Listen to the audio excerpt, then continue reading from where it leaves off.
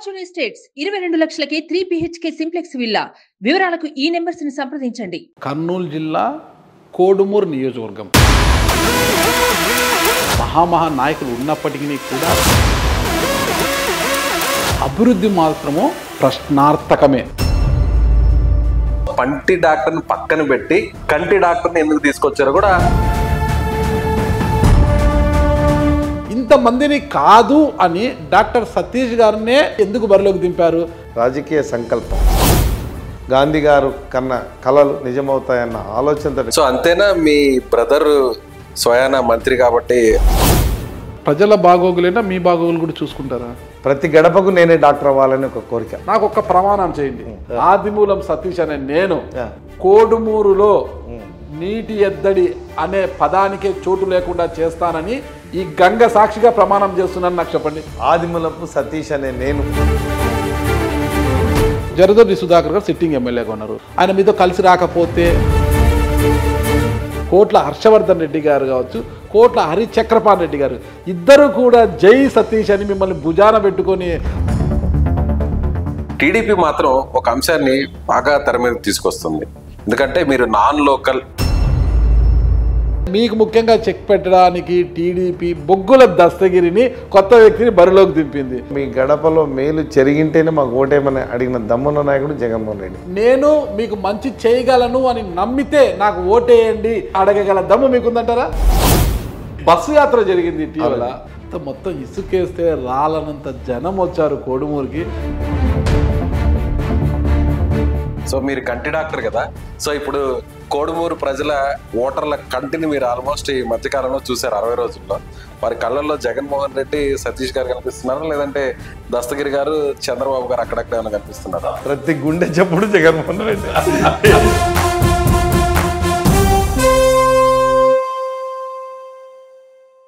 Hello, welcome to Suman TV. Kurnool జిల్లా కోడుమూరు నియోజకవర్గం. ఈ నియోజకవర్గం కర్నూలు టౌన్కి కూతవేటు దూరంలో మాత్రమే ఉంటుందన్నమాట. అయినప్పటికీ అభివృద్ధి మాత్రము ప్రశ్నార్థకమే. ఎంతమంది పాలకులు అక్కడికి వచ్చినా 5 ఏళ్ల పరిపాలన అలా చేసి వారి ఎదుగుదల చూసుకొని అలా వెళ్ళిపోతున్నారు తప్పితే నియోజకవర్గ అభివృద్ధి అనేది ఎవ్వరు కూడా ఇసుమంతైనా పట్టించుకోలేదు. ముఖ్యంగా చెప్పాలంటే మన రాష్ట్రానికి ముఖ్యమంత్రిగా బాధ్యతలు అప్పట్లో చేపట్టిన, అంటే మాజీ ముఖ్యమంత్రిగా ఉన్న కోట్ల విజయభాస్కర్ రెడ్డి గారు కావచ్చు, ఆయన తనయుడు కోట్ల సూర్యప్రకాష్ కేంద్ర మంత్రిగా కూడా పనిచేశారు. వారిద్దరూ కూడా కోడుమూరు నియోజకవర్గ పరిధిలోనే ఉన్న లద్దగిరి గ్రామానికి చెందిన వారే. అంత మహా నాయకులు ఉన్నప్పటికీ కూడా కోడుమూరు నియోజకవర్గము ఏమైంది అంటే అది మళ్ళా ప్రశ్నార్థకమే. అటువంటి నియోజకవర్గం నుంచి ఈ 2024 ఎన్నికలకు సంబంధించి ఇద్దరు కొత్త వ్యక్తులే. అధికార వైఎస్ఆర్ కాంగ్రెస్ పార్టీ నుంచి డాక్టర్ ఆదిమూలం సతీష్ గారు, మరోవైపు కూటమి నుంచి టీడీపీ అభ్యర్థిగా బొగ్గుల దస్తగిరి గారు ఇద్దరు కూడా బరిలో నిలిచినారు. మరి పరిస్థితి ఏంటి? ఒక్కసారి విజయ్ గారు, మీకు కూడా రాయలసీమ గురించి తెలుసు, ఒకసారి మన కర్నూలు అతి సమీపంలో ఉన్న కర్నూలుకు కోడుమూరు నియోజకవర్గం గురించి మనం ఇంతవరకు మాట్లాడుకున్నాము. ఇద్దరు కొత్త అభ్యర్థులు అనమాట. ఒకవైపు టీడీపీ అభ్యర్థి బొగ్గుల దస్తగిరి ఉంటే, మరోవైపు డాక్టర్ ఆప్థమాలజిస్ట్ అయిన సతీష్ గారు కూడా బరిలో ఉంటున్నారు. ఎలా ఉండబోతుంది అనుకున్నారు అసలు? సో లాస్ట్ టైం వైసీపీ నుంచి ఒక కొత్త అభ్యర్థి వచ్చారు, ఆయన కూడా డాక్టర్ గానే ఆయన పంటి డాక్టర్, డెంటిస్ట్. ఈసారి నేరుగా కంటి డాక్టర్ వచ్చారు. పంటి డాక్టర్, కంటి డాక్టర్, ఇప్పుడు కంటి డాక్టర్ వచ్చారు. సో ఈ నియోజకవర్గంలో ఎప్పుడు లేని విధంగా అభ్యర్థులు ప్రతి 5 ఏళ్ళకి ఒకసారి మారిపోతూ ఉంటారు, ఎమ్మెల్యేలు కూడా మారుతూ ఉన్నారు. సో ఈసారి మన ముందు ఇప్పుడు మనం చెప్పుకున్న కంటి డాక్టర్ ఎవరైతే ఉన్నారో ఆదిమూలం సతీష్ గారు ఉన్నారు. ఇక్కడ మనం ఒకటి చర్చించుకోవాలి. ఒక సామెత ఉంది అనమాట, ఎవరైనా కంటికి పంటికి ఏకధారగా విలిపిస్తున్నారంటారు అనమాట. కనెక్షన్ ఉంటుంది అనమాట. మరి ఆ కనెక్షన్కి ఈ కనెక్షన్కి ఏంటి అసలుకి? పంటి డాక్టర్ లాగే కంటి డాక్టర్ కూడా చేస్తారా, లేదంటే కంటి డాక్టర్ కళ్ళు పెద్దవి చేసుకొని అభివృద్ధిని కాంక్షించి కోడుమూరును అభివృద్ధి వైపు పయనిస్తారా అనేది మనం ఇంటర్వ్యూలో తెలుసుకుంటాము. సో పంటి డాక్టర్ని పక్కన పెట్టి కంటి డాక్టర్ని ఎందుకు తీసుకొచ్చారో కూడా ఆయన అడిగి తెలుసు. Okay, right. Welcome to Suman TV sir. నమస్కారం అండి. ఎలా ఉన్నారు? చాలా బాగున్నాం. ఇప్పుడు మా ఇంట్రొడక్షన్ లో మీరు వినే ఉన్నారు, పంటి డాక్టర్ని కాదని జగన్మోహన్ రెడ్డి గారు 2024 ఎన్నికల సంబంధించి కంటి డాక్టర్ని తీసుకొచ్చి బరిలో దింపారనమాట. మరి ఆ కంటికి పంటికి లింక్ ఉంటుంది మీకు తెలుసు. ఈ నరాలు కూడా మనకు మీకు తెలుసు, ఆప్థమాలజిస్ట్ పళ్ళకు కంటికి కూడా పళ్ళు పీకేటప్పుడు కూడా కంటికి దెబ్బ అంటారు, కంటి నరాలు దెబ్బతింటాయి అంటుంటారు కదా. ఆ రెండింటికి అవినాభావ సంబంధం ఉంటుంది కదా. మరి ఆ పంటి డాక్టర్ లాగానే ఈ కంటి డాక్టర్ కూడా వ్యవహరిస్తారా, అంటే జగన్మోహన్ రెడ్డి గారి నమ్మకాన్ని నిలబెట్టుకుంటారా? సుమన్ టీవీ ప్రేక్షకులందరికీ కూడా నమస్కారాలు తెలియజేసుకుంటూ ఈ అవకాశం ఇచ్చిన మీ అందరికి కూడా కృతజ్ఞతలు తెలియజేస్తున్నాను. Thank you sir. చర్చ మనం కంటి డాక్టర్ పంటి డాక్టర్ పక్కన పెడితే కోడుమూరు అభివృద్ధి గురించి మాట్లాడదాం. కోడుమూరు మీరు చెప్పినట్టు అభివృద్ధి పదంలో లేదనడం నేను విభేదిస్తాను. కూతవేడి దూరంలో ఉన్నది వాస్తవము. రాజకీయంగా అందరూ మాట్లాడుతున్నటువంటి అభివృద్ధి లేదనేది రెండు వైపులా నాణ్యానికి ఉన్నట్టు, ఒకవైపు ప్రజల జీవన విధానము ఇంకా గ్రామీణ వాతావరణంలో ఉండడం ఒకటి వాస్తవం అయితే, అభివృద్ధి గురించి మాట్లాడితే కూతవేటు ఉన్నటువంటి నియోజకవర్గము, ఇన్ఫ్యాక్ట్ ఇది కర్నూలు నియోజకవర్గం రూరల్ అని అనవచ్చు. ఎందుకంటే కర్నూలు మండలము రూరల్ అంతా 1,02,000 ఓట్లు కోడుమూరు నియోజకవర్గంలో. కోడుమూరుకు కర్నూలు రూరల్ మండలమే నిర్దేశిస్తుంది, గెలిపోవడం నిర్దేశిస్తుంది 2,02,000 ఓట్లు. కాబట్టి కర్నూలు మండలం గురించే మాట్లాడదాం. కోడుమూరు, బెళగలు, గూడూరు ఉన్నాయి. ఓకే. అన్నింటికంటే ముఖ్యంగా అభివృద్ధి గురించి మాట్లాడితే అయితే 5 సంవత్సరాల్లో కోడుమూరు నియోజకవర్గంలోని కర్నూలు మండలంలో దిన్నదేవరపాడు గ్రామం తీసుకున్నా, ముఖ్యంగా మాకు క్లస్టర్ యూనివర్సిటీ ఒకటి 400 కోట్లతోటి ఏర్పాటు చేయడం జరిగింది. శరవేగంగా నిర్మాణ పనులు జరుగుతున్నాయి. అన్నిటికంటే ముఖ్యంగా లా యూనివర్సిటీ మన సీఎం గారు శంకుస్థాపన చేయడం జరిగింది. ప్రారంభోత్సవం జరిగింది, శంకుస్థాపన లా కాలేజ్ ఒకటి ఉంది, అందులో లా యూనివర్సిటీ కూడా ఉంది. సో నెక్స్ట్ ఇయర్కు లా కాలేజ్ కూడా ప్రారంభోత్సవం అవుతుంది. మరి అన్నిటికంటే ముఖ్యంగా నిజ్జూరుకు వెళ్తే అక్కడ మరి వాలంటరీ అని ఒకటి ఉంది, అంటే వాటర్ రిసోర్సెస్ రీసెర్చ్ ఇన్స్టిట్యూట్ ఒకటి ఉంది వాలంటరీ. దాని తర్వాత మరి రైల్ కోచ్ ఫ్యాక్టరీ కూడా ఇక్కడ ఉంది. ఇవన్నీ అభివృద్ధి అని నేను భావిస్తూ ఉన్నాను. ఇవన్నీ జరిగినాయి, ఇందులో ఎటువంటి అనుమానం లేదు. ఈ చుట్టుపక్కల ఉన్నటువంటి గ్రామాలన్నీ కర్నూలులో కలిసిపోయి ఇప్పుడు మేము ఓట్లకు వెళ్తే ఇవన్నీ వెంచర్ ఓట్లు ఉంటున్నారు, వెంచర్స్లో ఉంటున్నారు వీళ్ళందరూ అని. అర్బనైజేషన్ అయిపోయింది, కర్నూలు మండలం అర్బనైజేషన్. ఆ పేరు మరి తర్వాత మారుతుందేమో తెలియదు, కానీ కోడుమూరు నియోజకవర్గం అయినా కర్నూలు రూరలే ఎక్కువగా ఉంది. కాబట్టి అభివృద్ధి జరగని మండలాలు కోడుమూరులో, బెళగలైతే దూరంగా ఉంది, నిజంగా కొంచెం వెనుకబాటుతనం ఉంది. గూడూరులో కూడా నగర పంచాయతీ ఉంది, అది అభివృద్ధి జరగాల్సి. ఇవి తప్ప కోడుమూరు నియోజకవర్గం మెజారిటీ అభివృద్ధి చెందింది, ఎందుకంటే కర్నూలు మండలం ఉంది కాబట్టి. ఇది నా యొక్క ఆలోచన విధానం. అన్నిటికంటే ముఖ్యంగా ఈ నియోజకవర్గానికి మరి ఎంతో గొప్ప వరం ఏంటంటే పెద్ద ఆసుపత్రి, ప్రజలకు ఆయురారోగ్యాలు అందిస్తుంది. మెడికల్ కాలేజ్ కూడా మాకు దగ్గరే ఉన్నట్టే. మీరు దిన్నదేవరపాడు విశ్వభారతి మెడికల్ కాలేజ్ ఉంది, ఇవన్నీ ఉన్నాయి. కాబట్టి అభివృద్ధిలో ఎటువంటి వెనుకబడితనం లేదు. అప్పుడెప్పుడో జరుగుతున్నవన్నీ మీరు అంటే మాట్లాడాలి కాబట్టి మాట్లాడుతున్నారు కాబట్టి మా దృష్టితో చూడండి అని మేము చెప్తున్నాం. ఇప్పుడున్న యువతకు ఎవరైతే ఉన్నారో వాళ్ళందరికీ ఇవే కనిపిస్తున్నాయి కోడుమూరు అంటే. అప్పుడు మీరు కొత్తగా చూస్తున్నారన్న ఉద్దేశం నాకు అనిపిస్తున్నారు. సో కర్నూలులో న్యాయ రాజధానిని తీసుకొస్తామని ముందుగానే ముఖ్యమంత్రి జగన్మోహన్ రెడ్డి చెప్పారు కాబట్టి అందులో భాగంగానే ఇప్పుడు లా యూనివర్సిటీ వచ్చింది అనుకోవచ్చా? అంతే, అదే మొట్టమొదటి లా యూనివర్సిటీ మరి కోడుమూరుకు వచ్చినట్టే. మరి లా యూనివర్సిటీ శంకుస్థాపన అయిపోయింది. తప్పకుండా ఇంకొకటి మా 40th వార్డులోనే ఒక ఇన్స్టిట్యూట్ కూడా ఉంది, లా ట్రైబ్యునల్. ఈ వర్క్ ట్రైబ్యునల్స్ ఇక్కడ పెట్టారు, ఇవన్నీ ఇక్కడే పెట్టారు. లా మా కోడుమూరు నియోజకవర్గంలో ఎక్కువగా ఉన్నాయి. అంటే అది ఇంకా రెంటెడ్ బిల్డింగ్లో ఉంది, బట్ అది తప్పకుండా పూర్తి సామర్థ్యంతో బిల్డింగ్లో తయారైపోతాయి. ఆల్మోస్ట్ న్యాయ రాజధాని కర్నూలులో అయిపోయినట్టే ఎక్సెప్ట్ ఫర్ హైకోర్టు. ఇక్కడ ఒక్కటి మనం గమనించాలి సార్, అంటే ఈ ఎన్నికలకు సంబంధించి sitting MLA doctor Jaradoddi Sudhakar బాబు ఉన్నప్పటికీ కూడా అతన్ని ఖచ్చితంగా తప్పిస్తారని తెలిసి చాలామంది పోటీ పడ్డారు. అందులో మీరు ఒకరు, డాక్టర్ సతీష్ ఆదిమూలం సతీష్ గారిని మీరు కావచ్చు, మాజీ ఎమ్మెల్యే మురళీ కావచ్చు, అనంతపురం జిల్లాలో పనిచేస్తున్న ఒక సిఐ, ఇలా ఎవరికి వారు ప్రయత్నాలు చేశారనమాట. ఇంతమందిని కాదు అని డాక్టర్ సతీష్ గారినే జగన్మోహన్ రెడ్డి గారు నచ్చి మెచ్చి ఎందుకు బరిలోకి దింపారు అంటే జగన్మోహన్ రెడ్డి గారు గతంలో చేసిన ఓదార్పు యాత్రలో ఆయనకు మీరు చేసిన సర్వీసెస్ ఇప్పుడు ఉపయోగపడ్డా, లేకపోతే మీ వెనకాల కోట్ల హర్షవర్ధన్ రెడ్డి యొక్క అభయహస్తం మీకు ఉందనేసి ఇచ్చారంటారా?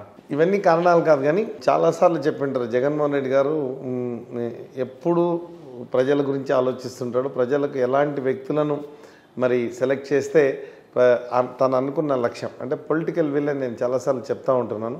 రాజకీయ సంకల్పం, ఆయన సంకల్పం ఏంటంటే ప్రజలకు నేరుగా మరి ప్రభుత్వ ఫలాలు అందాలన్నది ఆలోచన. అంటే మీరు ఒక గ్రామానికి వెళ్తే ఇంతకుముందు ఏదైనా ఒక డివిజన్కి వెళ్తే అంటే నంద్యాల డివిజన్కి వెళ్తే ఊరు బయట పెద్ద పెద్ద బిల్డింగ్లు కనిపిస్తే అది ఇంజనీరింగ్ కాలేజ్ అనేవాళ్ళు, ఇంకొకటి ఏదైనా వెళ్తే ఇంకొక కాలేజ్ అనేవాళ్ళు. కానీ గ్రామంలోకి వెళ్తే మొట్టమొదట మనకు దర్శనమిచ్చేది ఒక సచివాలయ బిల్డింగ్ కనిపిస్తుంది, కలర్లో వేసి పెట్టింటాం. దాని తర్వాత ఒక రైతు భరోసా కేంద్రం కనిపిస్తుంది, తర్వాత ఒక వైఎస్ఆర్ హెల్త్ క్లినిక్లు కనిపిస్తున్నాయి. ఇవన్నీ కనిపించిన తర్వాత ప్రజల దగ్గరికి వెళ్ళి అడిగితే వాలంటీర్ వ్యవస్థ కనిపిస్తుంది. ఇది గ్రామాల్లో జగన్మోహన్ రెడ్డి గారి సంకల్పం ఏమంటే ప్రజలకు ప్రభుత్వం ఇచ్చే పథకాలు నేరుగా అందడం ద్వారా వారి జీవన ప్రమాణాలు పెరిగితే మరి అభివృద్ధికి గాంధీ గారు కన్న కళలు నిజమవుతాయన్న ఆలోచనతో గ్రామ స్వరాజ్యం వస్తుందన్న ఉద్దేశంతో ఈ ఆలోచనలు ఉన్నప్పుడు వ్యక్తులు కూడా ఇలాంటి ఆలోచనలు ఉన్న వ్యక్తులను సెలెక్ట్ చేయాల్సి అవసరం ఉంది కాబట్టి మమ్మల్ని సెలెక్ట్ చేయాలని మేము అనుకున్నాం. సో అంతేనా? మీ బ్రదర్ స్వయాన మంత్రి కాబట్టి ఆదిమూలం సురేష్ గారి తమ్ముడు కావడం అదొక క్వాలిఫికేషన్ అనుకోవచ్చా? నేను ఎప్పుడు ఆ విధంగా చూడలేదు. చాలామంది నన్ను ఇంట్రడ్యూస్ చేసినప్పుడు కూడా నేను మా అమ్మకి 2 పిల్లలండి, పెద్ద ఇంజనీర్ అండి, నేను డాక్టర్ అండి అని చెప్తానే తప్ప ఆయనను దృష్టిలో పెట్టుకొని సీఎం గారు ఈ నిర్ణయం తీసుకుంటారని అనుకోను. కానీ ఆయన ప్రభావం నా మీద ఉంది. నేను ఆయన దగ్గర చాలా నేర్చుకున్నాను, నేను చాలా ఇంట్రెస్ట్లో కూడా చెప్పాను. ఆయనకు పనిచేయడం వల్ల ప్రజల యొక్క అవసరాలు, ప్రజల నీడ్స్, ప్రజలకు నేను ఏం చేయగలుగుతాము, వ్యక్తిగా ఉండడం కంటే వ్యవస్థలో భాగంగా ఉండి రాజకీయంగా వాళ్ళకి ఎంతైనా మేలు చేయొచ్చు అన్న ఆలోచన అక్కడి నుంచే మొదలైంది. మొట్టమొదట ఆయనతో తిరుగుతున్నప్పుడు ఓదార్పు యాత్రలో తిరిగే అవకాశం జరగడంతో ప్రత్యక్షంగా రాజకీయాల్లో ఉంటే ఇంకా ఎక్కువ సేవ చేయొచ్చు. జగన్మోహన్ రెడ్డి గారు ఓదార్పు యాత్రలో మీరు అతి సమీపంగా ఆయనతో మెలగడం కూడా అంటే మీ యొక్క మనస్తత్వము, మీ స్వభావము, మీ సర్వీసెస్ చూసే ఈరోజు ఖచ్చితంగా ప్రజలకు కూడా ఇలాంటి సర్వీసెస్ ఈయన అందించగలడని ఒక నమ్మకంతో ఇచ్చారు కదా? అదైతే వాస్తవం అని నేను అనుకుంటున్నాను. మరి ఆయన నన్నైతే లాస్ట్లో టికెట్ ఇచ్చే రోజు మమ్మల్ని అందరినీ ఇంటర్వ్యూ చేశారు. అప్పుడైతే ఖచ్చితంగా అడిగారు ఏం చేస్తామంటే నేను ఇదే చెప్పాను. లెటర్ అండ్ స్పిరిట్ అని ఒకటి ఉంది, దాన్ని తెలుగులో ఒకవేళ తర్జుమా చేస్తే మనసా వాచ అంటారు. ఆ లెటర్ అండ్ స్పిరిట్ ఆయన ఒక స్టేట్మెంట్ ఉంది, కులం చూడం, మతం చూడం, రాజకీయం చేయమని చెప్పినది నేను ఖచ్చితంగా నమ్ముతున్నాను. సో ఏమీ చూడను నేను. 2,40,000 ప్రతినిధి అయితే ఆ ప్రజలకు ఏం అందించాలి, ఎలాంటి వ్యవస్థ ఉండాలి అన్నది నా దృక్పథము. అది పైన కూడా జగన్మోహన్ రెడ్డి గారి సంకల్పం అదే కాబట్టి ఇద్దరి ఆలోచన విధానాలు చాలామంది ఇప్పుడు మార్చినటువంటి కర్నూలు అభ్యర్థి అయితేనేమి ఎవరి ఆలోచన విధానమైనా జగన్మోహన్ రెడ్డి యొక్క ఆలోచన విధానం దట్స్ కాల్డ్ పొలిటికల్ విల్. మార్పు కోరుకుంటున్నాం, ప్రజల్లో మార్పు కోరుకుంటున్నాం. ఇంతకుముందు ఉన్నటువంటి పాలన ఎలా ఉంది, ఇప్పుడు పాలన ఎలా ఉంది, ఈ మార్పులను మా ద్వారా చేయించుతాడు. మేము కూడా ఆయన ఆలోచనలకు అనుగుణంగా ఉన్న అభ్యర్థులనే ఎంచుకున్నారని మా గట్టి సంకల్పం. సురేష్ గారు నా వెనక బ్యాక్గ్రౌండ్లో నేను ఓదార్పు చేసినానని అయితే కాదని మేము నమ్ముతున్నాం. అదే మేము ప్రజల్లో వెళ్ళి చెప్తున్నది కూడా అదే. మీ ఇంట్లో మీ గడపలో మేలు జరిగింటేనే మాకు ఓటేమని అడిగిన దమ్మున్న నాయకుడు జగన్మోహన్ రెడ్డి. మీకుందా దమ్ము? తప్పకుండా ఉంది. ఆ మేలు జరిగింది కాబట్టి ప్రతి ఒక్కరికి మేలు జరిగింది కాదు, జగన్మోహన్ రెడ్డి గారు 5 ఏళ్ళు పరిపాలించారు కాబట్టి నేను మేలు చేశానని నమ్మితే మీరు నాకు ఓటేయండి అంటున్నారు. మీరు నియోజకవర్గంలో నేను మీకు మంచి చేయగలను అని నమ్మితే నాకు ఓటేయండి అనగా అడగగల దమ్ము మీకుందంటారా? మంచి ప్రశ్న వేశారండి నాగరాజు గారు. ఆ దమ్ము ఉండే మీరు చాలా సోషల్ మీడియాలో నేను ప్రతి చోట నాకు ఒక అవకాశం ఇచ్చి మాట్లాడుతున్నప్పుడు పబ్లిక్ మీటింగ్ చిన్న చిన్న రోడ్ షోలో నా ఫోన్ నెంబర్ ఇస్తున్నానండి, ఇప్పుడు కూడా చెప్తాను. 9440638263 ఫోన్ నెంబర్ ఇచ్చి మళ్ళీ ఒకసారి కమ్మగా స్లోగా చెప్పండి. 9440638263 ఈ ఫోన్ నెంబర్ ఇస్తున్నాను. నేను చెప్పగానే నా ఫోన్ 10 సార్లు రింగ్ అవుతుంది. ఎవరైనా రింగ్ చేస్తే అర్ధరాత్రి ఫోన్ చేసినా లేచి ఫోన్ అటెండ్ అయ్యి వారి అవసరాలు, ముందుగా వైద్యం అవసరాలు ఉంటాయి, అర్ధరాత్రి చేస్తే వైద్యం అవసరాలు, మిగిలిన ఎప్పుడు చేసినా విద్య, పిల్లలకు చదువులు, వీటి విషయాలే నేను ప్రజలకు అందుబాటులో ఉంటానని నమ్మకంగా సేవలు చేశానని దమ్ముండబట్టే ఫోన్ నెంబర్ ఇస్తున్నాను. ప్రతి గడపలో వెళ్ళి చెప్తున్నాను, నా అడ్రస్ చెప్తున్నాను, నా ఇల్లు చెప్తున్నాను. ప్రతి ఒక్కరిని కలుసుకొని మరి వారి పెళ్ళిళ్ళకి పిలవమని చెప్తున్నాను, వాళ్ళ ఇంట్లో ఏ కార్యం జరిగినా పిలవమని చెప్తున్నాను, ప్రతి పెళ్ళిళ్ళు అటెండ్ అవుతున్నాను. మరి ఎవరైనా నంబర్ పబ్లిక్ నంబరా సార్ పబ్లిక్ కోసం ఉండే నంబర్ మీరు చెప్పిన నంబరు లేదండి, దానికి మరి చెప్పొచ్చో లేదా ఇంటర్వ్యూలో, కానీ పర్వాలేదు చెప్పండి. అయితే మొట్టమొదట నేను డాక్టర్గా ఉన్నప్పుడు బిఎస్ఎన్ఎల్ నంబర్స్ వచ్చాయి 2. ఆ బిఎస్ఎన్ఎల్ నంబర్స్ వచ్చిన తర్వాత అప్పుడు ఓవైటీ కింద ఇచ్చేవాళ్ళు బిఎస్ఎన్ వాళ్ళు, అంత ఈజీగా ఇచ్చేవాళ్ళు కాదు మొబైల్స్కు. అది కూడా డాక్టర్ కోటాలో 2 నంబర్లు తీసుకున్నాం. ఒక ఈ నంబర్ అయితే ఇంకొక నంబరు 9440 ఈ 2 నంబర్లు ఒకరు పెద్దోడైన సురేష్ గారికి, ఒకరు చిన్నోడైన వాడుతా ఉన్నాం. ఆయన డాక్టర్ కాదు కదా, ఆయన కోసం ఇచ్చాము. అప్పుడు ఆయన నాన్నగారు ఉన్నప్పుడు విద్యా సంస్థలు నిర్వహణ చేయడానికి మార్కాపూర్కి వచ్చినప్పుడు అప్పుడే మార్కాపూర్కి ఈ బిఎస్ఎన్ఎల్ టవర్ వేస్తే బిఎస్ఎన్ఎల్ కనెక్టివిటీ ఉంటుందని ఈ సిమ్స్ తీసుకున్నాం. నాన్నగారు వాడారు నా నంబర్ చాలా రోజులు, సురేష్ గారు వాడారు. ఆయన పోయిన తర్వాత గుర్తుగా అదే నంబర్ అమ్మ వాడింది. అమ్మ తర్వాత దాదాపు 18 ఏళ్ళ నుంచి ఆ నంబరే నడుస్తుంది. సో అప్పుడు ఏర్పడినటువంటి ఆ జంట నంబర్లు ఇప్పుడు జంటగా మళ్ళీ పోటీ చేసే అవకాశం ఇప్పుడు వచ్చింది. నేనైతే గమనించలేదండి, మీరు చెప్తుంటే. ఆ నంబర్లు అయితే 2, అదే నంబర్ సురేష్ గారి నంబర్ కూడా అదే, నా నంబర్ ఇది తిరిగి మళ్ళీ ప్రజల మధ్యకి వచ్చింది. ఆ నంబర్లు వాడుతున్నాం. ఇప్పుడు 2 నంబర్లు ప్రజల్లో ఉన్నాయంట. తప్పకుండా ఆయన నంబర్ ఇప్పటికీ ఉంది, నా నంబర్ కూడా ప్రజల్లో ఉంది. మీరు అన్నారు దమ్ము ఉంది అంటే ఖచ్చితంగా ఎవరైనా నా ఇంటికి వచ్చి సేవ చేయమని అడిగితే నేను వెళ్ళి, ఇక్కడ సేవ చేయడం అంటే ఒక చిన్న విషయం అండి. ప్రజలకు అవగాహన లేకపోవడం అన్నది, కొంచెం చదువు లేకపోవడం అనేది, ఇది ఒక పెద్ద ఆలోచన చేస్తున్నాను. చదువుకున్న వ్యక్తిగా, విద్యాసంస్థలు నడుపుతున్న వ్యక్తిగా పిల్లలు 10th క్లాస్ వరకు చదువుతున్నప్పుడు ఇంట్లో ఉన్నటువంటి సామాజిక వాతావరణం వల్ల చదువు అంత అబ్బకపోతే ఫెయిల్ అయిపోతారు. అక్కడి నుంచి గ్రామంలో కొంతమంది యువకులు స్టార్ట్ అయిపోతారు. వాళ్ళకి ఇంకేదో రకంగా పెళ్లి చేసి లేదా ఇంకొకటి చేసి వాళ్ళు అక్కడికి ఆగిపోతుంది చదువు. అక్కడ మోటివేషన్ అవసరం. అరే నువ్వు ఇక్కడ ఉండడం వల్ల స్కిల్లింగ్, అందుకే జగన్మోహన్ రెడ్డి గారి ప్రతి నియోజకవర్గంలో అంటే పార్లమెంట్ నియోజకవర్గంలో ఒక స్కిల్ యూనివర్సిటీ పెట్టాలని నిర్ణయం చేసి 25 స్కిల్ యూనివర్సిటీ రూపకల్పన చేశారు. అవి నెక్స్ట్ టర్మ్లో అవి తప్పకుండా గ్రౌండింగ్ అవుతాయి. సో ఇలాంటి ఆలోచనలు మేము ఎవరైనా ప్రతి గ్రామంలో ప్రతి ఎవరికైనా ఏ వయసున్న వారికైనా ఉపాధి కల్పించడానికి ఒక ప్రణాళిక రచించినప్పుడు ఆ ప్రణాళికను అమలు చేయడానికి మాకు దమ్ము ధైర్యం ఉంది, మాకు టైం ఉంది, ఓపిక ఉంది, శక్తి ఉంది. ఇప్పటి వరకు మీరు నియోజకవర్గంలో మొత్తం 4 మండలాల్లో అంటే రూరల్, కోడుమూరు, సీబెల్గల, గూడూరు నగర పంచాయతీ అన్నీ కూడా పర్యటించారా? అన్నీ పర్యటించాను. 100%. ఏ సమస్యలు మీ దృష్టికి వచ్చినాయి?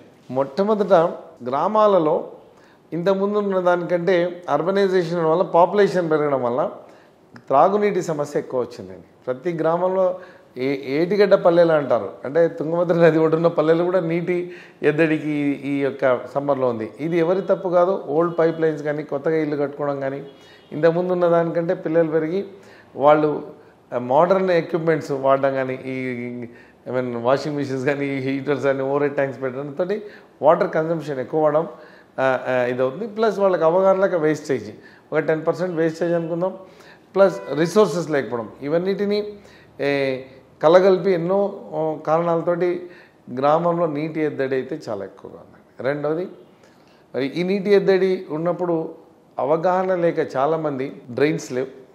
ముఖ్యంగా డ్రైనేజ్ సమస్య ప్రతి గ్రామంలో చిన్నది 10 feet రోడ్స్ ఉంటున్నాయి, అక్కడ రోడ్ మీదకి వదిలేస్తున్నారు.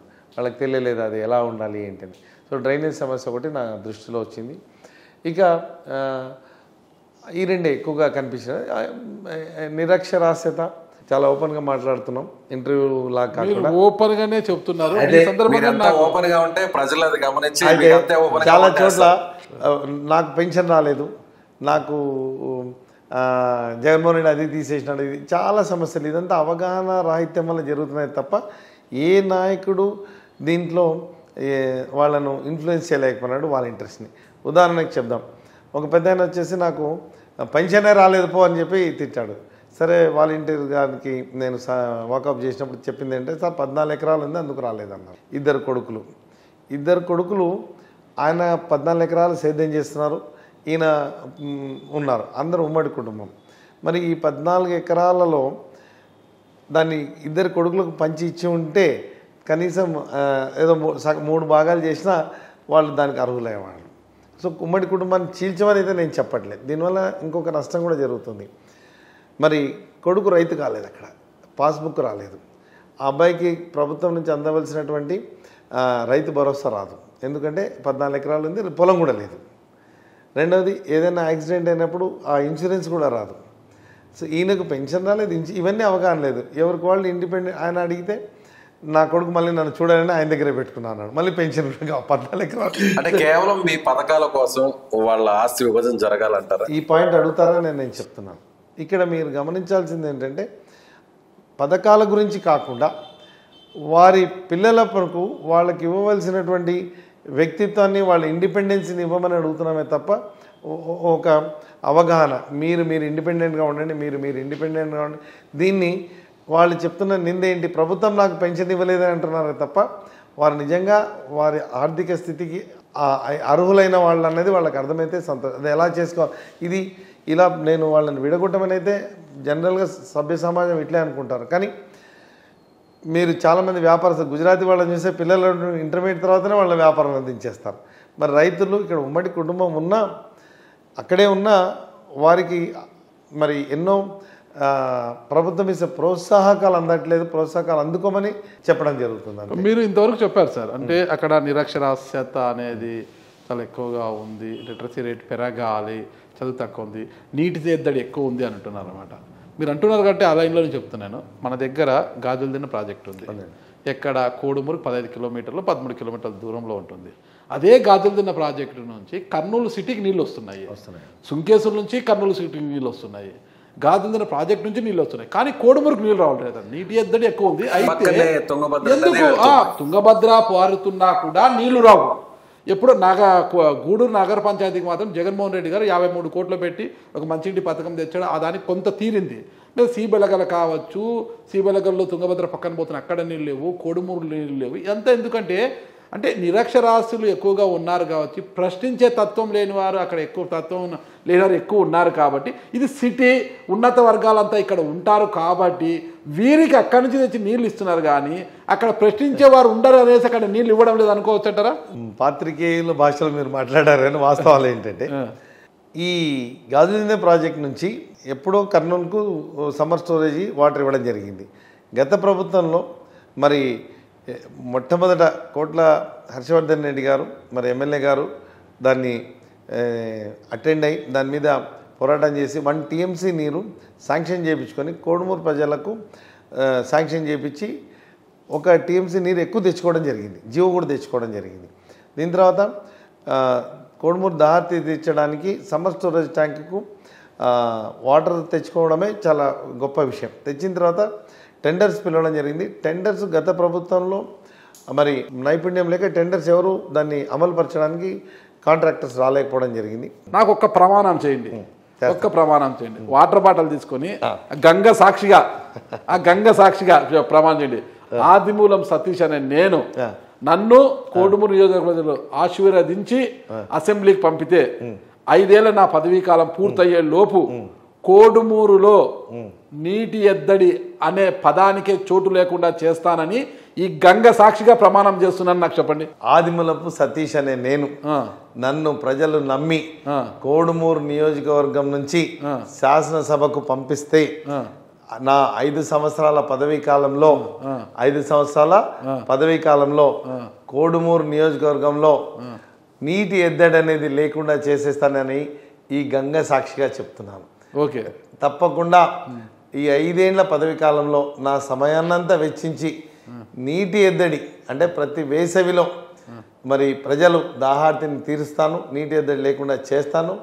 అది కూడా శాశ్వత ప్రాతిపదికన, అంటే ఒకసారి చేసేయడం కాకుండా ఈసారి చేస్తే ఒక జనరేషన్ అంటారు, ఒక 10 ఏళ్ళు 15 ఏళ్ళు అంటే మళ్ళీ ఊరు పెరిగేంత వరకు అంత లాంగివిటీ తోటి విజన్ పెట్టుకొని కోడుమూరు నియోజకవర్గ దాహార్తి తీరుస్తాను మీ అందరి ముందు సుమన్ టీవీ ద్వారా ప్రజలకు ప్రమాణం చేస్తాను. ఒకవేళ నిజంగా సతీష్ గారు చాలా మంచి విషయం, గంగను కూడా అలా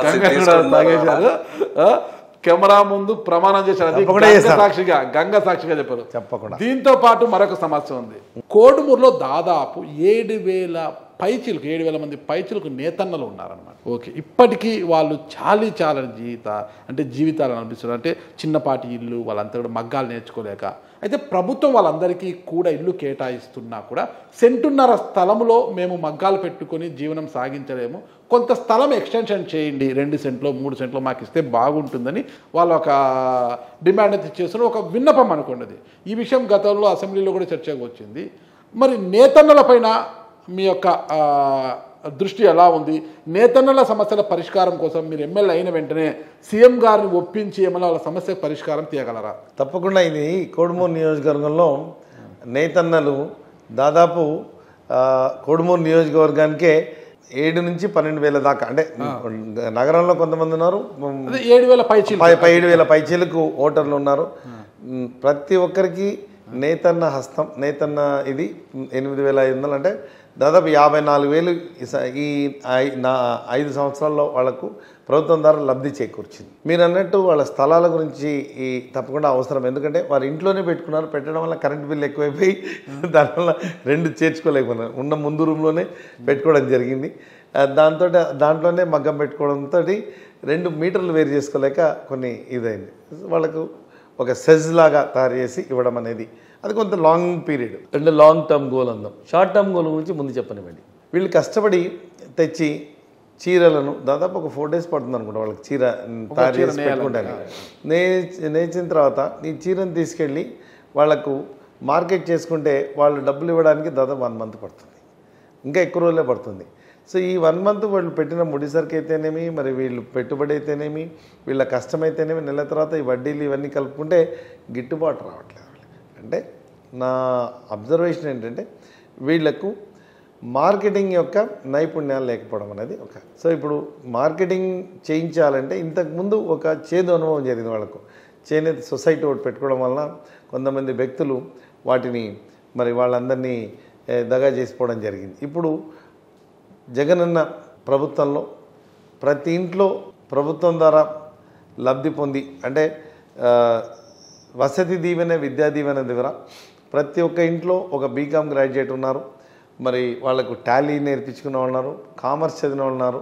ఈ కామర్సు అకౌంట్స్ చదివిన పిల్లలు చాలామంది నేను వాళ్ళ ఇళ్లలో గమనించాను. వీళ్ళందరికీ మార్కెటింగ్ టెక్నిక్స్ లేదా ఈ కామర్స్ అంటే ఆన్లైన్ కామర్స్ ఇవన్నీ కొంత వినడానికి కష్టంగా ఉన్నా మరి ప్రతి గ్రామంలో అమెజాన్స్ వచ్చి డెలివరీ చేస్తున్నాయి. సో వాళ్ళకు ఒక యాప్, అంటే మోర్ టెక్నాలజీ ఐటీన వాళ్ళందరినీ పిల్లలు వాళ్ళ ఇంట్లో ఉన్న పిల్లల్ని మనం ట్రైన్ చేయగలిగితే కొంత మార్పు వస్తుందని. ఎందుకంటే ఎవరింట్లో వాళ్ళు ఎవరు ఏం చేసుకోవాలన్నది నేర్పాలనేది నా ఆలోచన. తప్పకుండా నేను అందరినీ, చాలామంది ఆడపిల్లలు ఉన్నారు, వాళ్ళు ఇంట్లోనే కూర్చొని కొంత టెక్నాలజీ నేర్చుకొని మార్కెటింగ్ నైపుణ్యాలు నేర్పితే వాళ్ళ జీవితాలు బాగుపడతాయి. స్థలం గురించి చెప్పారు. ప్రతి ఒక్కరికి జగనన్న స్థలాలు ఇవ్వడంతో మరి చంద్రబాబు నాయుడు వాటిని కోర్టులో వేసి అప్పుడు ఆపడం జరిగింది. ఇప్పటికి మొన్ననే ఇచ్చాం స్థలాలు, 1.5 సెంటు స్థలం ఇవ్వడం. ఈ స్థలం కూడా 10 సంవత్సరాలు అనుభవించిన తర్వాత ఏఎల్నబుల్ రైట్స్, అంటే వాళ్ళు అమ్ముకోవచ్చు rights.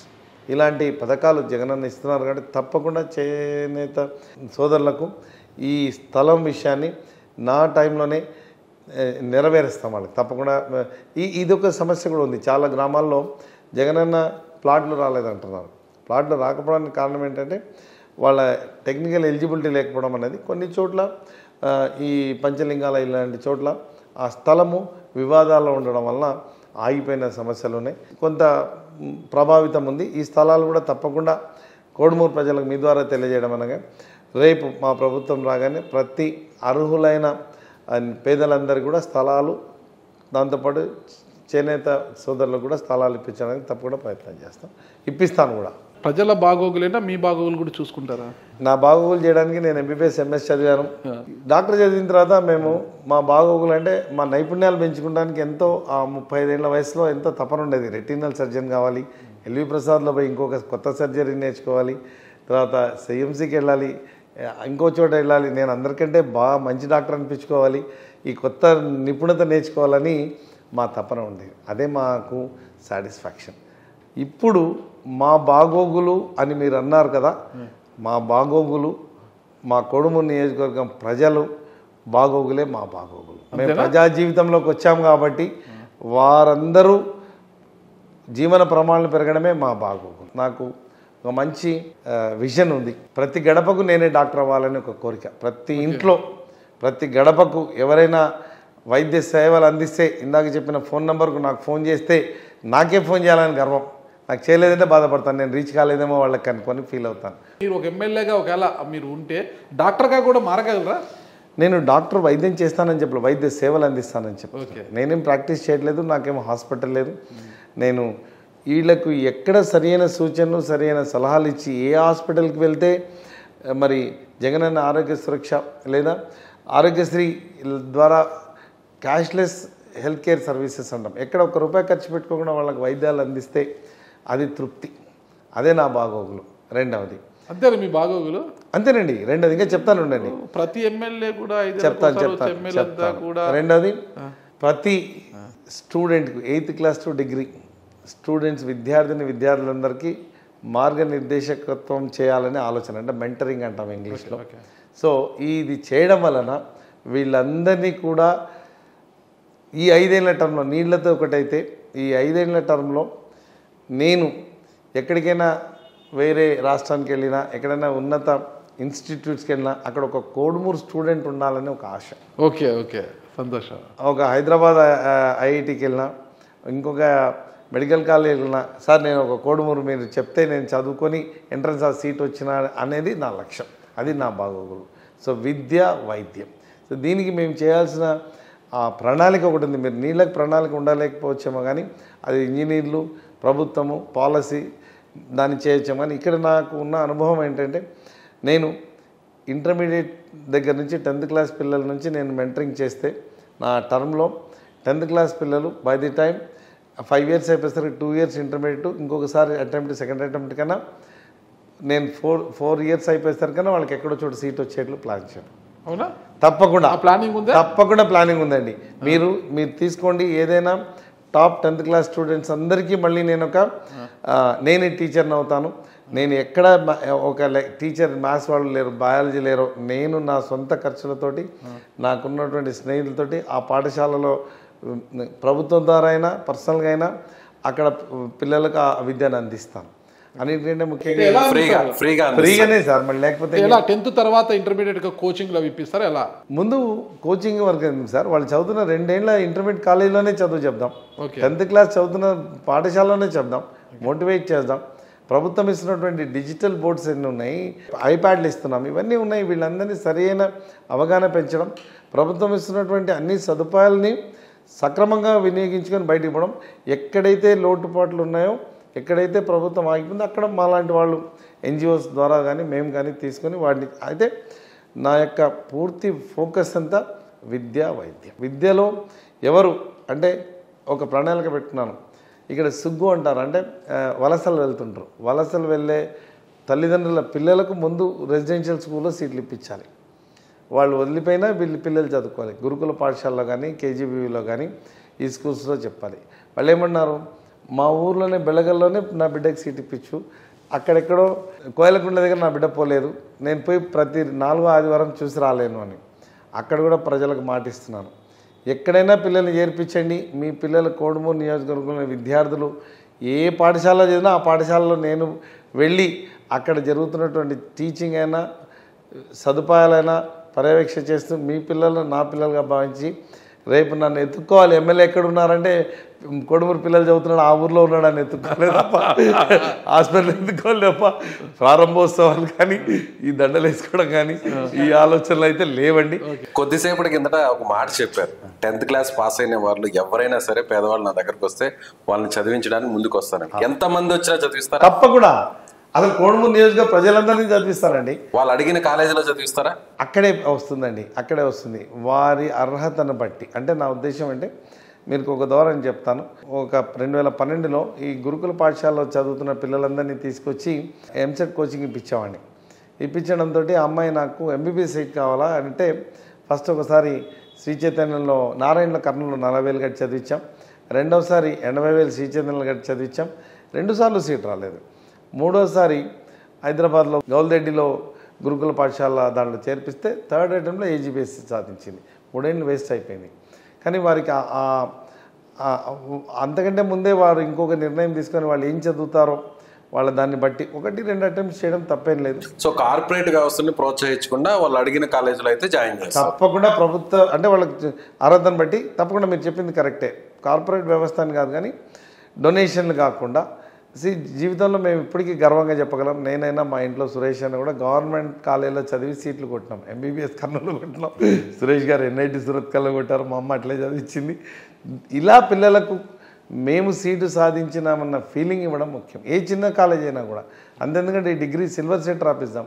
Silver jubilee college number 1 for degree courses, it's nursery for civil services. అలాంటి కాలేజెస్లో సీట్ రావడానికి ఇంటర్మీడియట్ నుంచి ప్రోత్సహించి, చాలామందికి తెలియదు సిల్వర్ సెట్ అంటే ఏంటి అని. సిల్వర్ జూబ్లీకి ఒక ఎంట్రన్స్ ఉంటుంది, ఆ సిల్వర్ సెట్ అని పెట్టినారు. దాని లోపల ఆన్లైన్లో అప్లికేషన్ పెట్టి ఎంట్రన్స్ రాస్తే భోజనంతో సహా అంతా ఫ్రీగా పెడతారన్న విషయాన్ని మర్చి ఇవన్నీ అవగాహన పెంచడం నా ఉద్దేశం. సో మీ కాలేజీల్లో కూడా అలాంటి అవకాశాలు మా కాలేజీలు ఉన్నాయి తప్పకుండా అండి. ఇప్పుడు మీరు మా మార్కాపురంలో ఇంజనీరింగ్ కాలేజ్ ఎస్జిఐటిలో పిల్లలు జగనన్న వసతి దీవెనతో నడుతున్నారు. విద్యా దీవెన వసతి దీవెనకు హాస్టల్ ఫీజు ప్రభుత్వం ఇస్తుంది 20,000. ఇంకొక 5,000 వాళ్ళకు కాషన్ డిపాజిట్, అంటే వాళ్ళు ఏదైనా డ్యామేజెస్ చేస్తే అని 8 కోట్లు పెట్టి కొత్త గర్ల్స్ హాస్టల్ కట్టి 20,000 భోజనం పెడుతున్నాం. మీరు కావాలంటే వెళ్ళి చూసుకోవచ్చు. ఇప్పుడైనా మొత్తం మీద ఆన్లైన్లో కూడా ఉంది. ఇప్పటికి మొత్తం మీద ఆదిమూలం సురేష్ గారు ఫోకస్ అంతా విద్యాబద్ధం పట్ల. అంతేనండి. ఇప్పుడు గవర్నమెంట్ ఒక నంబర్ పెట్టింది సార్, యాంటీ కరప్షన్. మొత్తం కూడా ఎవరైనా లంచం అడిగితే పలానా నంబర్ డయల్ చేయండి, చర్యలు. అలా గవర్నమెంట్ నంబర్ కాకోకుండా కోడుమూరు నియోజకవర్గ ప్రజలకు మీ నంబర్ ఇస్తారా? అంటే ప్రభుత్వ కార్యాలయాల్లో ఎవరు లంచం అడిగినా నాకు వెంటనే ఫోన్ చేయండి, అలాంటి వారిపై నేను వెంటనే చర్యలు తీసుకుంటానని భరోసా కల్పిస్తూ మీ నంబర్ ఇవ్వగలరా? 100% ఇస్తాను. దాన్ని అంటే మీరు అడుగుతున్న దాంట్లో 2 నా ఆలోచన స్పృహిస్తున్నాయి. ప్రభుత్వానికి ప్యారలల్గా నా నంబర్ ఇవ్వడానికి నాకు ఇష్టం లేదు. ఓకే. రెండవది అంటే ప్రభుత్వం ఏసీబీ కూడా నాకు ఇమ్మని నేను చెప్పాను. నంబర్ పెట్టి సమాంతరంగా అక్కడ ఫోన్ చేస్తే చర్యలు తీసుకోవడం ఆలస్యం అవుతుంది. రాష్ట్ర వ్యాప్తంగా నంబర్లు వస్తాయి. మీ నియోజకవర్గంలోని సమస్యల మీద మీకు ఫోన్ వస్తే చర్యలు తీసుకోవడానికి వెంటనే వీలవుతుంది. తప్పకుండా కారు వేసుకొని పోయి నా కారు వాళ్ళని ఎక్కించుకొని వాళ్ళ దగ్గర నా బండిలో పెట్రోల్ వేసుకొని పోయి వాళ్ళని ఆఫీస్లో కూర్చొని సమస్య పరిష్కరిస్తాం. అంటే బోర్డులు పెట్టకపోయినా కానీ లంచం అడిగితే నేరుగా ఆదిమూలం సతీష్ గారికి గుర్తు రావాలి. తప్పకుండా వైద్యంతో పాటు ఇది కూడా గుర్తు రావాలి. లంచం అడిగే అధికారి బెండు తీయగలరా మీరు? తప్పకుండా తీస్తారండి, దాంట్లో ఎటువంటి సందేహం లేదు. వైద్యుడిగా ఉన్న మిమ్మల్ని దేవుడిగా చూస్తారు ప్రజలు. ఒక ప్రజా జీవితంలోకి వచ్చింటే, ఒక ప్రజాప్రతినిధిగా ప్రజా జీవితంలోకి వచ్చిన తర్వాత కూడా ఆ విధంగానే ప్రజలు మిమ్మల్ని చూసేలా మీరు మీ యొక్క రాజకీయం ఉంటుందంటారా? సార్ దేవుడు అంత పెద్ద పదం వద్దు సార్. దేవుడు అంత పెద్దవాడిని అయితే కాదు. నేను దేవుడు గురించి పక్కన పెడితే నేను ప్రజలు గుర్తుపెట్టుకునే విధంగా, వాళ్ళు కష్టం వచ్చినప్పుడు సతీష్ అన్న ఉన్నాడు, ఆయనకు ఫోన్ చేసే పలుకుతాడు అని ఒక తృప్తితోటి ఈ 5 ఏళ్ళు ఉండాలనేది నా ఆలోచన. అదే నా ఆరోగ్యం కూడా. ఈ 5 ఏళ్ళు ఇన్ని అంటే ఇది చెప్పడానికి బాగుంటుంది. ఇదే ఇంటర్వ్యూ 5 ఏళ్ల తర్వాత అడిగితే బాగుంటుందేమో నా ఉద్దేశం. ఖచ్చితంగా ఇప్పుడు మీరు చాలా హామీలు చేశారు. అది హామీలు చేసింది కూడా ఎక్కడో కాదు ఒక దేవాలయం లాంటి ఇంట్లో. ఎందుకంటే దేవాలయం అంటే మీ అమ్మగారు సెంటిమెంట్ ఇల్లు, ఆమె నడయాడిన తెరిసమ్మ గారు, మీ మాతృ తెరిసమ్మ గారు నడయాడిన ఇల్లు ఇది, ఆమె గుర్తుగా ఉన్న ఇల్లు. ఈ ఇంట్లో కూర్చొని ఆమె ఫోటో కూడా అక్కడ ఉంది. ఈ ఇంట్లో కూర్చొని మాట్లాడుతున్నారు. మీరు చెప్పినట్టుగా ఖచ్చితంగా జరిగేలా చూడాలి. 100% జరుగుతుందండి. ఎందుకంటే నా నమ్మకం ఏంటంటే నాకు అనుభవం ఉంది ఎలా చేయాలని. నా ముందు ఉన్నటువంటి కుటుంబంలో చేసినటువంటి వ్యక్తులు వారు చేస్తున్నటువంటి సమయంలో నేను కూడా వాళ్ళతో కలిసి ప్రయాణం చేశాను. వాళ్ళకి ఇబ్బందులు ఉన్నాయి కొన్ని. అప్పట్లో ఉన్నటువంటి రాజకీయం వేరు, వాళ్ళు ఇప్పుడున్నటువంటి ఈరోజు జగనన్న సారథ్యంలో మేము నడుస్తున్నటువంటి మా నాయకుడు ఇచ్చినటువంటి ధైర్యం, నమ్మకం, మా భవిష్యత్తు ఆయన ఇచ్చినటువంటి ఇన్ని పదాలు, ఇంత నమ్మకంతో ముందుకు వస్తున్నాం. మాకు ఎటువంటి భయాలు లేవు. తప్పకుండా మాకు ఇవన్నీ సపోర్ట్ చేస్తుంది గవర్నమెంట్, మా నాయకత్వం సపోర్ట్. ఇవన్నీ నేను చెప్పిన హామీలన్నీ ఆయన చెప్పి చేపించినందుకే మేము హామీలు ఇచ్చిస్తున్నాం అంతే. సురేష్ గారు ఎలా చేయించాలో మేము చేస్తాం. ఎక్కడ జరుగుతున్నదంటే బడ్జెట్ 2 సంవత్సరాలు కోవిడ్ వల్ల మనకు ఆర్థికంగా వెనుకబడడం వల్ల ఇవి వెనుకబడినాయి తప్ప గెలవడము అన్నదైతే వై నాట్ 175 జగన్ అన్నే మా నమ్మకం. వై నాట్ 175లో మొదటి విజయం కోడుమూరు స్టార్ట్ అవుతుంది అనుకుంటా. ఖచ్చితంగా పులివెందుల తర్వాత కోడుమూరే స్టార్ట్ అవుతుంది. అంటే మొదటి విజయం లేదు, పులివెందుల మా నాయకుడే ముఖ్యం. పులివెందుల తర్వాత రెండో విజయం ఇదే. అంతే. మరి కొండేపి మరి అంటే దాని మీద నేను ఎప్పుడు వెళ్ళలేదు, అవగాహన లేదు. కానీ వింటున్న వార్తలు ఆయన చాలా కష్టపడుతున్నారు. తప్పకుండా ఆయన కూడా విజయం సాధిస్తాడని మా నమ్మకం. ఈ నమ్మకం మాది. జగన్మోహన్ రెడ్డి గారు ఆయన పంపించారు కాబట్టి మా నమ్మకం నువ్వే జగన్. తప్పకుండా. ఎందుకంటే అరుదైన రికార్డు సాధించబోతున్నారు సురేష్ గారు. ఎందుకంటే ఇక్కడ ఆదిమూలం సురేష్, ఆదిమూలం సతీష్, కొండేపి కోడుమూరు. ఈ సింగు చూడండి, కొండేపి కోడుమూరు ఈ రెండు కూడా కేలో స్టార్ట్ అయినాయి. కొండేపి కోడుమూరు రెండు కూడా విజయ పదంలో నడుస్తాయి. మీరు ఒకటి మిస్ అయ్యారు. అరుదైన రికార్డు సాధించబోతున్నారు. ఒకటే జిల్లాలో ఎస్సీ అభ్యర్థి 3 ఎస్సీ నియోజకవర్గాల్లో గెలవబోతున్నాడు. ఓకే, ఎలా అది 2 గెలిచాడు, ఇది 3వది ఇప్పుడు. ఓకే 3 అంటే ఎవరికి అంత అవకాశం పార్టీ ఇవ్వదు. ఒక నియోజకవర్గం మారడం అంటే ఇప్పుడే జరిగింది. కానీ లాస్ట్ టైం ఒకసారి సంతనోపాడు, ఒకసారి ఎర్రనపాలెం, కొండైపి. అంటే ఒక జిల్లాలో 3 నియోజకవర్గ ప్రజలతో సత్సంబంధాలు ఉండడం అనేది, వారికి సేవలు అందించడం అనేది, వారి పేర్లు గుర్తుపెట్టుకోవడం అనేది, ఆ 3 నియోజకవర్గ సమస్యల పట్ల ఆయనకున్న అవగాహన మరి నిజంగా ఆయన అదృష్టం. అది ఓకే. సతీష్ గారు, నాకు ఒకటి, ఇప్పుడు జరదొడ్డి సుధాకర్ గారు సిట్టింగ్ ఎమ్మెల్యేగా ఉన్నారు. ఇంతవరకు అయితే ఆయన అలక వహించి మీతో కలిసి రావడం లేదని తెలిసింది. మళ్ళీ ఆయన కలిసి రాకపోతే ఏంటి, ఇప్పటి వరకు మీరు ఏమైనా ఆయన వెళ్ళి కలిశారా? ఆయన మీతో కలిసి రాకపోతే ఏమైనా ఓట్లు ఏమైనా చెల్లే అవకాశం ఏమైనా ఉందా? అంటే ప్రత్యర్థులకు ఏమైనా ఆయన సహకరించే అవకాశం ఏమైనా ఉందా? ఏంటి పరిస్థితి అసలు? పార్టీ మరి సుధాకర్ గారికి 5 సంవత్సరాల అవకాశం ఇచ్చింది. మరి అప్పుడు కూడా ముందు వేరే అభ్యర్థి ఉన్నారు. తర్వాత మళ్ళీ నాకు అవకాశం ఇచ్చింది. ఈసారి ఆయనకు అవకాశం ఇచ్చినా నేను ఆయన కలిసి పనిచేసినవాడిని. ఆయనకు కాకుండా నాకు పార్టీ నిర్ణయాల ప్రకారం నాకు అవకాశం వచ్చింది కాబట్టి నేను రేస్లో పోటీలో ఉన్నాను. తప్పకుండా ఆయన నాతో కలిసి పనిచేస్తారని ఆశాభావాన్ని వ్యక్తం చేస్తున్నాను. నేను కూడా కలవడం జరిగింది. కొంత ఉండడం సహజం. రాబోయే రోజుల్లో ఆయన నాతో కలిసి పనిచేస్తారనే ఆశాభావంతో మరి నేను ఆయనతో కలిసి పనిచేయడం నాకు ఎటువంటి అభ్యంతరం లేదు. వస్తారని పూర్తి నమ్మకం నా మీద ఉంది. కోడుమూరు నియోజకవర్గం అంటే రాష్ట్ర వ్యాప్తంగా అందరికీ గుర్తుకుంది. ఎందుకంటే కోట్ల విజయభాస్కర్ రెడ్డి గారు, మన రాష్ట్ర మాజీ ముఖ్యమంత్రి స్వర్గీయ కోట్ల విజయభాస్కర్ రెడ్డి మీకు తెలిసింది. ఆయన తనయుడు కోట్ల సూర్యప్రకాష్ రెడ్డి గారు కేంద్ర మంత్రిగా కూడా పనిచేశారు. మీ నియోజకవర్గ ప్రజలు లద్దగిరి గ్రామానికి చెందిన వారు. అంతటి మహానుభావులు ఉన్న నియోజకవర్గం మీది.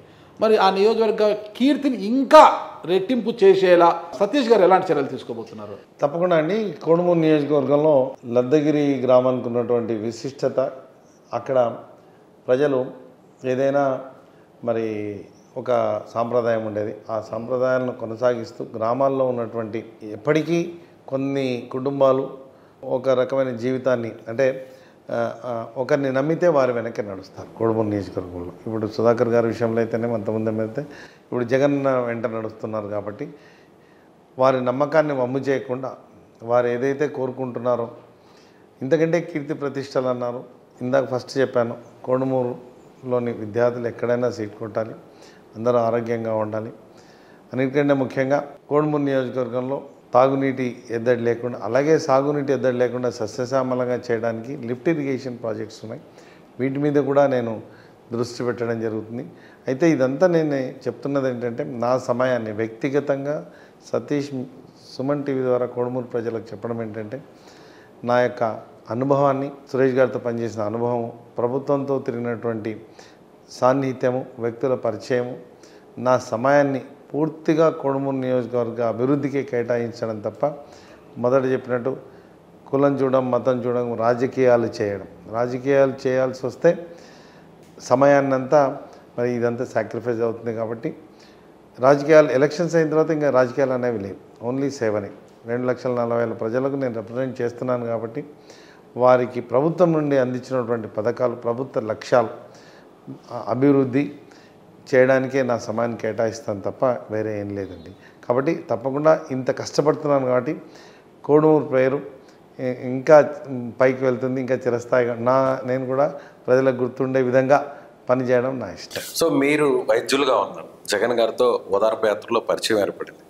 మీరు ఎమ్మెల్యేగా అవ్వాలని అనుకున్నారా, లేదంటే జగన్ గారే పిలిచి మీకు అవకాశం ఇచ్చారు? రెండు అండి. ముందు నాకు ఇష్టం ఉంటేనే కదా వారు పిలిచేది. నాకు ఇష్టం ఉండింది ఏమని, ఇప్పుడు చేస్తున్న సేవల కంటే వైద్యుడిగా నా క్లినిక్లో చేస్తుండొచ్చు, నా దగ్గరికి వచ్చే పేషెంట్లకే చేస్తుండొచ్చు. నా దగ్గరికి రోజుకు నేను ఎల్వి ప్రసాద్లో పనిచేసినప్పుడు 50 మంది రిస్ట్రిక్ట్ చేస్తారు. నా ఓపీ లిస్ట్ 50 ఉండేది. సో నేను రోజుకి 50 మందినే కలుసుకోగలిగినామండి. ఇప్పుడు 2,40,000 మంది ప్రజలకు నేను సేవలు అందించడానికి.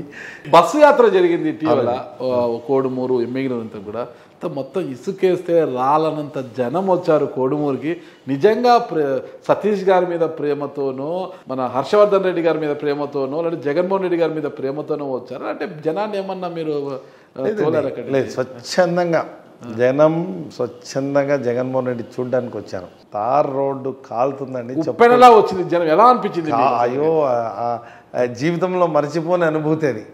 జనాలు పరిగెత్తుతుంటే కాళ్ళు కాలుతున్నాయి. మీరు ఒక చోట అది రికార్డ్ అయిందో లేదో తెలియదు కానీ కాళ్ళు కాలుతుంటే జగన్ అన్న కాళ్ళు పెడితే ఆయన కాళ్ళ మీద నిలబడ్డాను.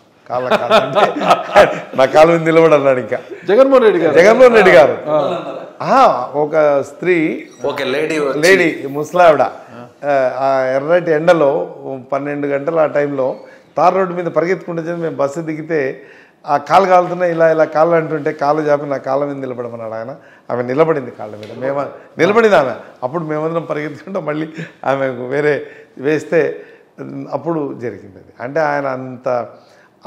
ఆయన వ్యక్తిత్వము, ఆయన చూడాలని ఆయన ఇచ్చే ప్రేమకు వాళ్ళందరూ ఉబ్బి తబ్బిపోయి వచ్చిన ఇదే తప్ప మేము చేసింది ఏమీ లేదు. ఇందులో మా గొప్పతనం ఏమీ లేదు. ఈరోజు కర్నూలు జిల్లా అన్న, ఉమ్మడి కర్నూలు జిల్లా అన్న, కోడుమూరు అన్న కోట్ల కుటుంబంకి పెట్టింది పేరు అందరికీ గుర్తుకొస్తుంది, ఒక బ్రాండ్ అది.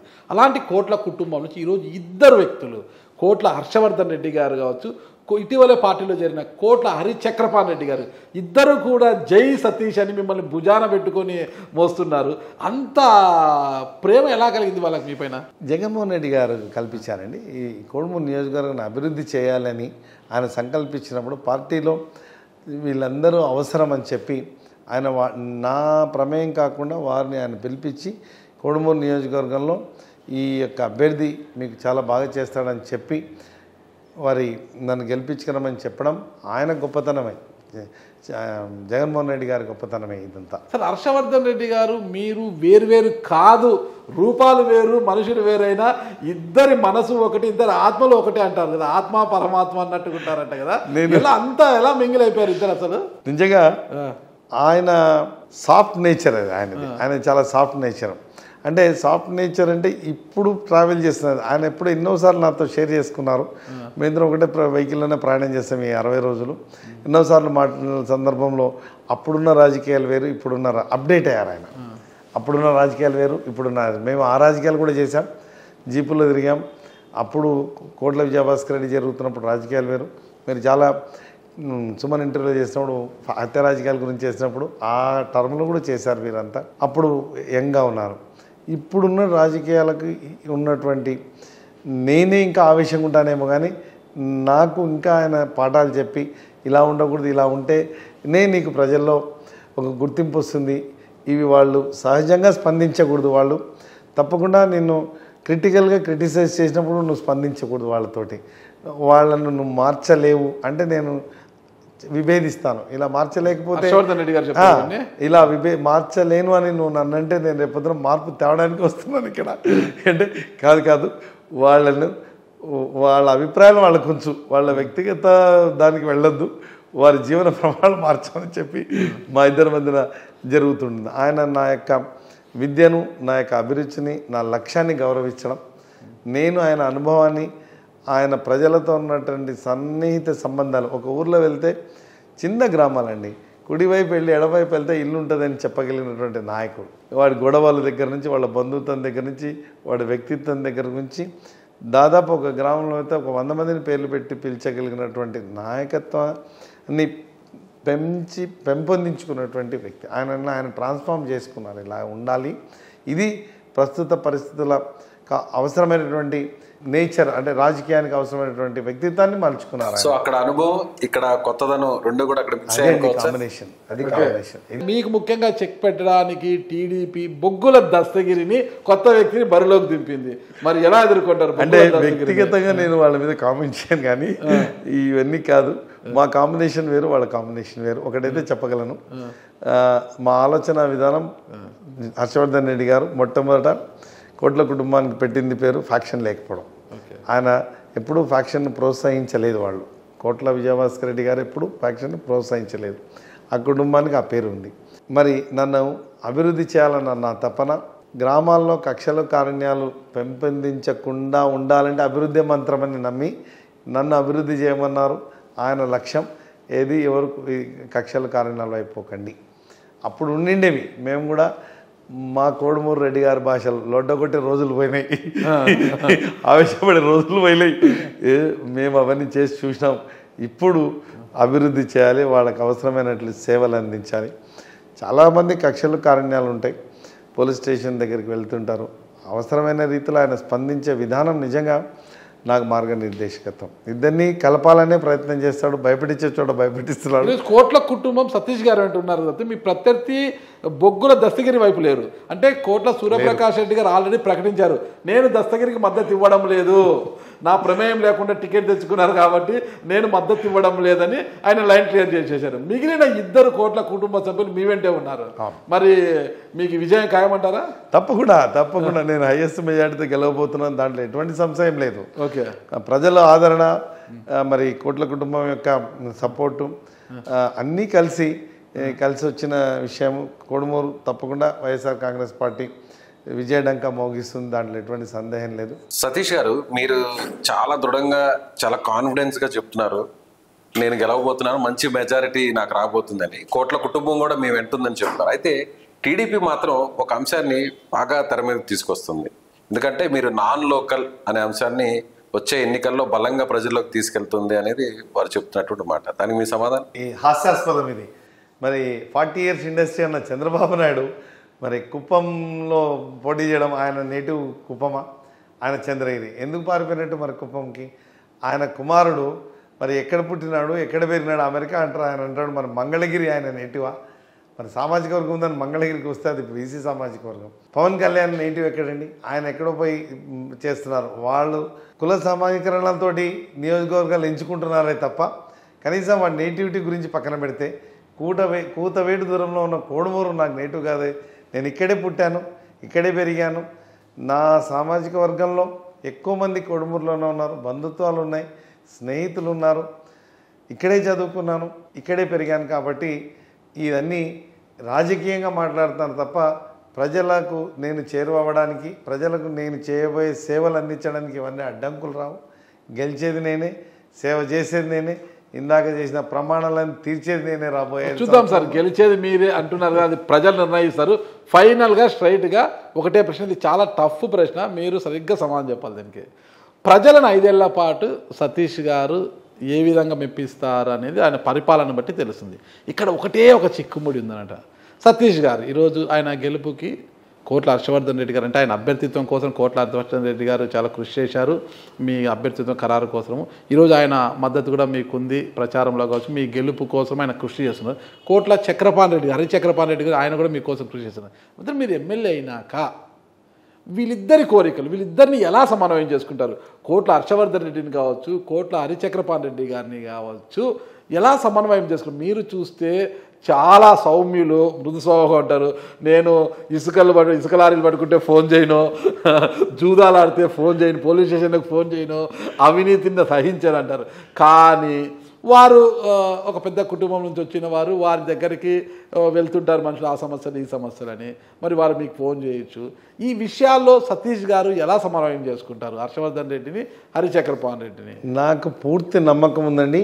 ముందుగా మా నాయకత్వం వైఎస్ జగన్మోహన్ రెడ్డి గారు నన్ను అభ్యర్థిగా నిర్ణయించి వీళ్ళిద్దరినీ నన్ను గెలిపించమని తెచ్చినప్పుడు ఈ సమస్యకు ముందుగా వారు వ్యక్తిత్వాన్ని నేను చూసినప్పుడు నాకు పూర్తిగా సహకరించే, నా వ్యక్తిత్వం చూసే వాళ్ళు వచ్చి నన్ను గెలిపించాలని ఆలోచించినప్పుడు నా లక్ష్యం అభివృద్ధి చేస్తాను. మీరు చెప్పిన 3 కారణాలు, నన్ను గౌరవిస్తారు, నన్ను గౌరవించే వాళ్ళు నా ఫ్రీ హ్యాండ్ ఇచ్చారు ఇప్పటి నుంచే.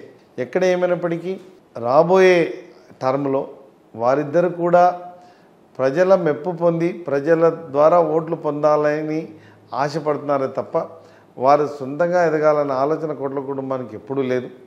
వారు రాజకీయంగా స్థిరపడాలి, మేము ఇంకా ప్రజల్లో మంచి పేరు తెచ్చుకోవాలి, నేను వాళ్లకు మంచి అభ్యర్థిని, మంచి ఎమ్మెల్యేగా వాళ్ళకు ఉండబోతున్నానన్న సంకల్పం లేదా ఆశాభావం ఎక్కువగా ఉంది. తప్పకుండా ఇద్దరు నాకు మంచి సహకరిస్తారు. ఇప్పుడు చేస్తున్నటువంటి విషయంలో కూడా నాకు ఎటువంటి అనుమానం లేదు. పార్టీ కూడా ఉంది.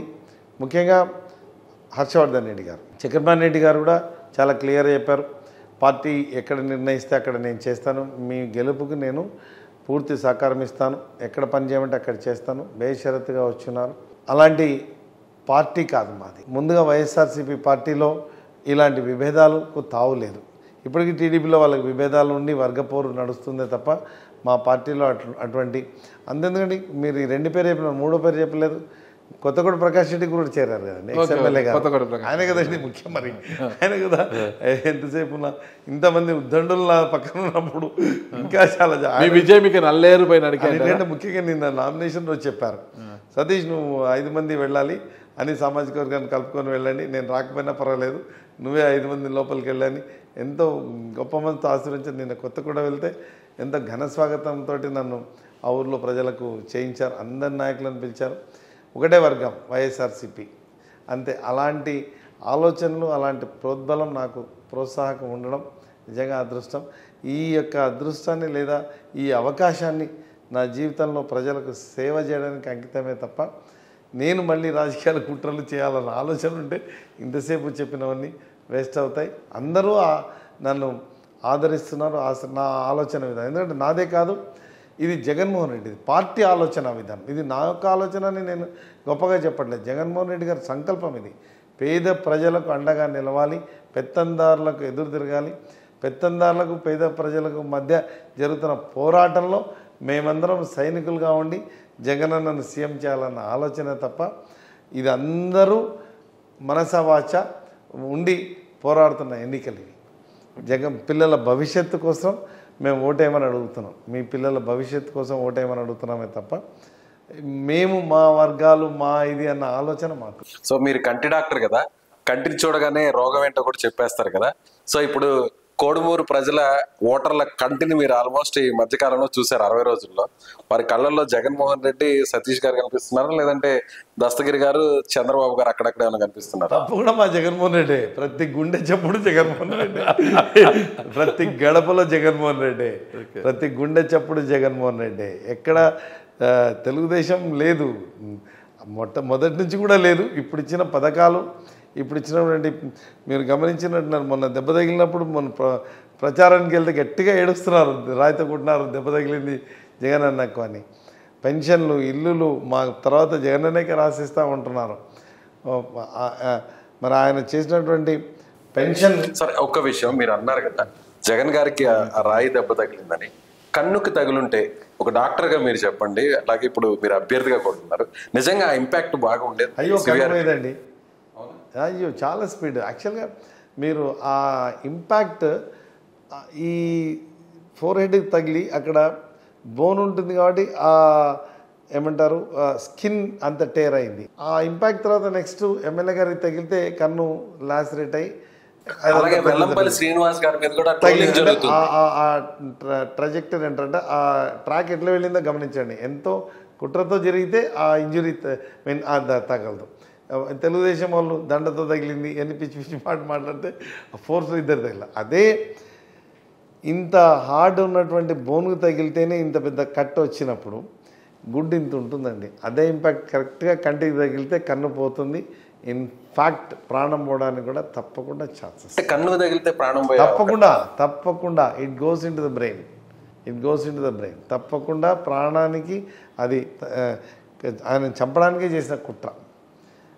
మరి మీరు చూసి పరిటాల రవి చంపినప్పుడు కూడా కంటికే కదండి కాల్చింది. అప్పుడు ఆ బుల్లెట్ కాల్చింది, ఇది పెల్లెట్ అంటున్నారు.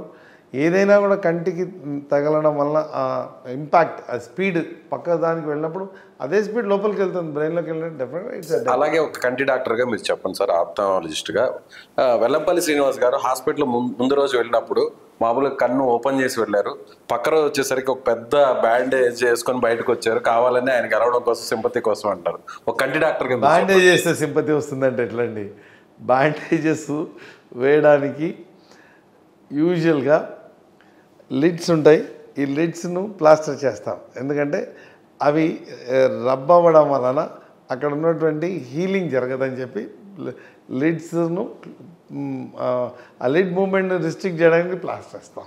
షీల్డ్ పెడతాం. షీల్డ్ ఎందుకు పెడతాం? ఆపరేషన్ చేసిన తర్వాత షీల్డ్ పెడతాం. ఆ షీల్డ్ విజన్ కనపడడానికి పెడతాం. ఇక్కడ ఆ ఓన్లీ హీలింగ్ కోసం ప్యాడ్ వేస్తామే తప్ప, అంటే అది మ్యాండేటరీ. ఎవరి సింపతి ఎందుకు ఉంది? ఆయన మానాలి కదండి. ఎవరి సింపతి మానాలి కదా, మానితేనే కదా గాయం. ఓకే సార్, ఫైనల్గా ఒకటే చెప్పండి. ఈ సందర్భంగా కోడుమూరు నియోజకవర్గ ప్రజలకు అధికార వైఎస్ఆర్ కాంగ్రెస్ పార్టీ అభ్యర్థిగా ఉన్న మీరు కోడుమూరు నియోజకవర్గ ప్రజలకు ఇచ్చే సందేశం ఏంటి? మా నాయకుడు జగన్మోహన్ రెడ్డి గారు గడిచిన 54 నెలల్లో అందించిన పాలనను చూసి ప్రతి గడపకు మేలు జరిగింటేనే ఓటు వేయమని అడిగిన దమ్మున్న నాయకుడిగా మేము ప్రజల్ని నన్ను అభ్యర్థిగా నిర్ణయించి నన్ను పంపించినప్పుడు నేను కూడా మీకు ఇస్తున్నటువంటి మిమ్మల్ని కోరుకుంటున్నటువంటి విషయం, మీకు నేను మేలు చేయగలిగినానని నమ్మితేనే నాకు ఓటు వేయమని అడిగే దమ్మున్న అభ్యర్థి నేను. మీ ఇంట్లో నేను మీకు ప్రతి గడపకు డాక్టర్ని అవుతాను, మీ పిల్లలకు నేను మార్గదర్శకుని అవుతానని మీరు నమ్మితే, రాబోయే 5 సంవత్సరాల్లో నేను మీ వెంట ఉంటానని మీరు నమ్మితే నాకు ఒక్క అవకాశం ఇవ్వండి.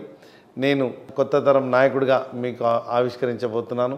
నన్ను ఆశీర్వదించమని కోడుమూరు నియోజకవర్గ ప్రజలను అభ్యర్థిస్తున్నాను. Thank you sir. చూద్దాం మరి కోడుమూరు నియోజకవర్గ ప్రజలు మీ విన్నపాన్ని ఎలా స్వీకరిస్తారు, మరి మే 13న బ్యాలెట్ ఎలా అంటే ఈవీఎంలను ఎలా నొక్కబోతారు అనేది తెలుసుకోవాలంటే జూన్ 4 వరకు మనం వేచి చూడాలి సార్. చూద్దాం, ఆ తర్వాత మళ్ళీ ఒకసారి ఇంటర్వ్యూ చేద్దాం సార్. మనం థ్యాంక్ యూ సార్. నమస్తే. Thank you. సుమన్ టీవీలో మీ పర్సనల్ అండ్ బిజినెస్ ప్రమోషన్స్ కోసం కింది నెంబర్కి కాంటాక్ట్ చేయండి.